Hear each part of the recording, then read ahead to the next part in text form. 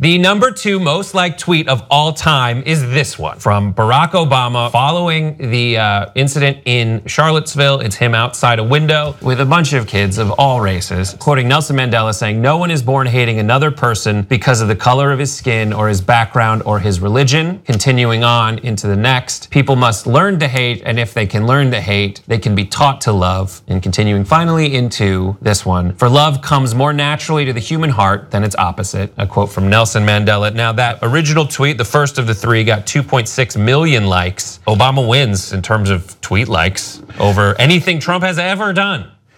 First of all, it's irrelevant, of course, who wins on Twitter, except that Trump will think it's relevant. Yes. Like that'll get under Trump's skin, even though who cares? But to me, the reason why this story is interesting is because look at the different reactions of the 2 presidents.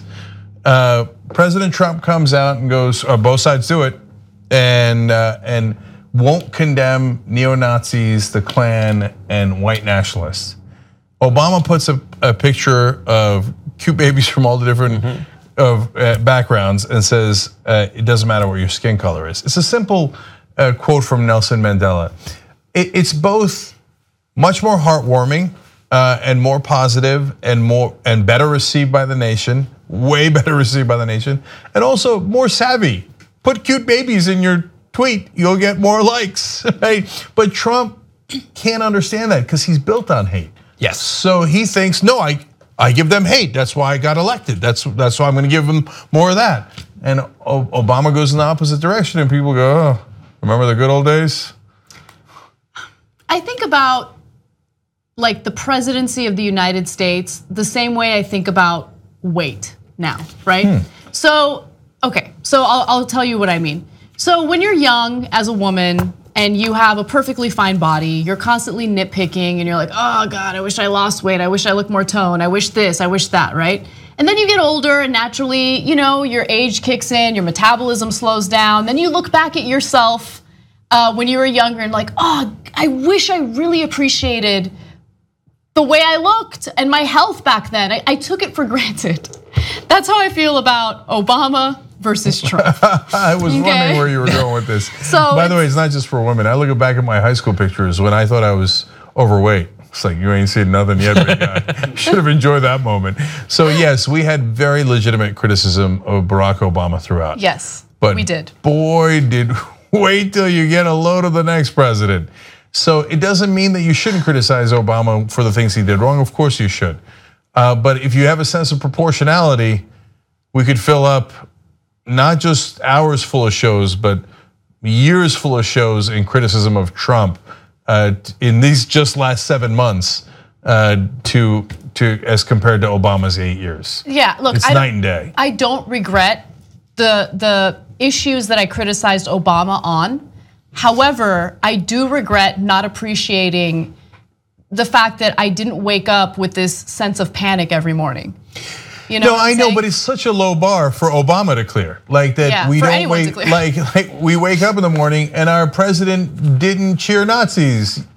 Yay! Yeah. It's like a weird thing to cheer. Or threaten nuclear war. Yeah. Oh, we're still alive because our idiot megalomaniac moron of a president didn't accidentally start a nuclear war.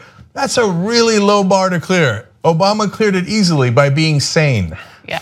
In addition, just the numbers alone on Twitter, where people say that Trump has changed the game and is the most effective person on Twitter. Barack Obama has, Donald Trump has 35.9 million followers on Twitter. Barack Obama has 93.2 million followers on Twitter. Wow. And Trump has tweeted 35.5 thousand times to get those followers. Obama has only tweeted 15.5 thousand times. Trump's big tweets that you see online get anywhere, like the biggest ones get 180,000 likes, about to maybe 200,000 likes. The Father's Day tweet that Obama made, just saying Happy Father's Day, reflecting on what it means to be a father, got 1.3 million likes. So it's just this weird sense of disproportionality where people have just monolithed Trump as the person who does best on Twitter. And yes, he has the ability to, through that, communicate in a specific way to a certain audience. But it is misrepresentative of how people react to either person's Twitter, because there are more sensible people out there than non-sensible people, in my contention. Even on Twitter. Even on Twitter. And so finally, let me leave you with this great point that one of our hosts made. So Michael Schur back in 2012 was covering the presidential election, and Donald Trump was threatening to get into that race back then. And he was covering it for the Young Turks on Current TV. And Trump had gone to Vegas, so we sent Michael to go ask Trump questions. And he was the first to ask Donald Trump at the time, hey, why do you think that the American people are clamoring for you to get in the race? Because he's always like, puffing up his chest. And Trump said, look at how many Twitter followers I have. So of course they want me. And Michael said, Snoop Dogg has more. Does that mean he should run for president? Mm-hmm. And of course, Trump didn't know how to answer that. He's like, But you know what? Back then that was really funny. Now it's become such a circus that you think maybe Snoop Dogg will run for president. Kid Rock's running for Senate. If you like the Young Turks, you'll love Young Turks membership. TYTnetwork.com/join.